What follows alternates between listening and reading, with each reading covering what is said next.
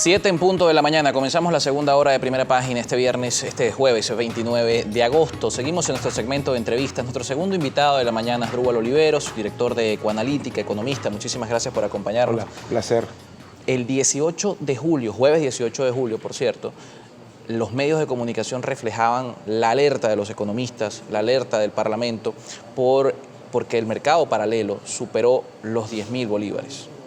29 de agosto, jueves también, más de un mes después, estamos viendo que el mercado paralelo ha superado los 20.000 bolívares y vemos nuevamente la alerta. En menos de un mes estamos hablando que el mercado, el valor de la divisa en materia paralela, en el mercado paralelo, en la tasa de cambio oficial, en ese momento a 7.000, hoy a 18.400, también se ha duplicado. Nuevamente nos llama a preguntar qué está pasando en el mercado cambiario, luego de haber visto de previo a ese mes de julio una estabilidad del mercado relativa por debajo de una tasa de 10.000 bolívares, vemos este incremento de 100% en menos de un mes. Fíjate, mira, varias cosas, ¿no? El tipo de cambio es un precio más y al final es el reflejo de los desequilibrios de la economía. Pero por supuesto es un precio extremadamente sensible en comparación con otro, porque de alguna manera recoge las expectativas.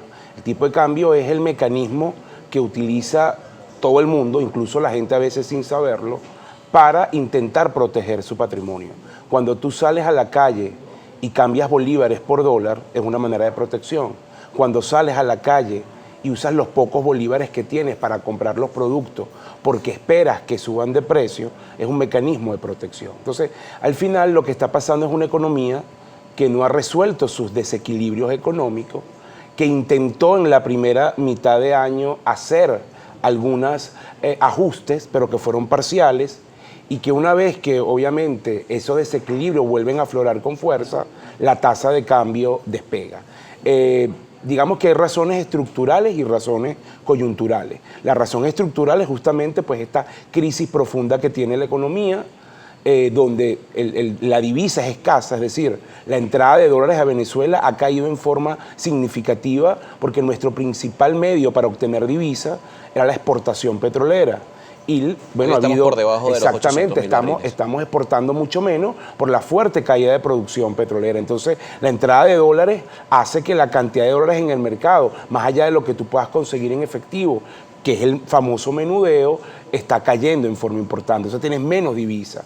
Eso hace entonces, si yo meto bolívares de forma permanente al sistema, que es lo que usa el gobierno para gastar, bueno, cueste más, porque pocos dólares o muchos bolívares persiguen pocos dólares. Adicionalmente, esta es una economía que producto de la hiperinflación se ha venido dolarizando en las transacciones. Cada vez la gente paga los bienes y servicios en dólares. Entonces, si tú necesitas dólares o te empiezan a exigir dólares para pagar cosas, tú empiezas a comprar dólares, aunque a lo mejor en el pasado no compraba. Entonces, eso también presiona la demanda. Y que incluso el dólar es referencia, así vendan en bolívares la mayoría. Exactamente.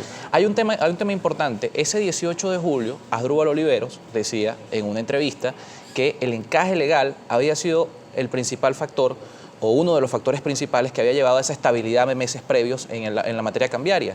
El encaje legal se mantiene de julio para acá.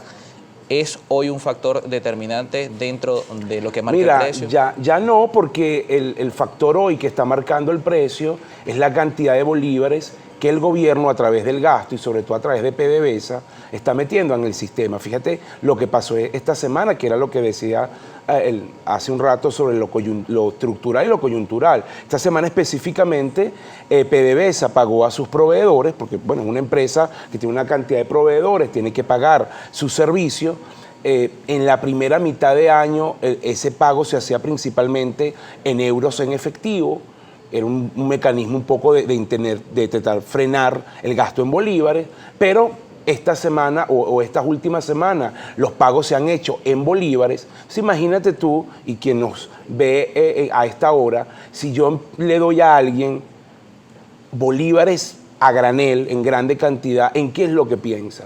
Si yo recibo hoy en mi cuenta 20 millones de bolívares, 30 millones de bolívares, 200 millones de bolívares, al final tú dices, wow, ¿qué hago ahora? Y lo primero que se te viene a la mente, tristemente, es tengo que comprar dólares. Entonces, esa entrada de bolívares que le cayó a todos los proveedores, o a una buena parte de proveedores, no a todos, de alguna manera llevó a que estos fueran a demandar divisas como mecanismo de protección, porque saben que el bolívar pierde valor con mucha fuerza en una economía hiperinflacionaria. Entonces, esa, digamos, demanda inusitada de proveedores buscando dólares, pagando lo que sea, es lo que impulsó esta semana el tipo de cambio. Por eso vimos, bueno, que prácticamente el lunes todos nos sorprendimos con un tipo de cambio que en cuestión de horas traspasó la barrera de los 20.000 bolívares por dólar, ¿no? Hablábamos del tema de la oferta de divisas.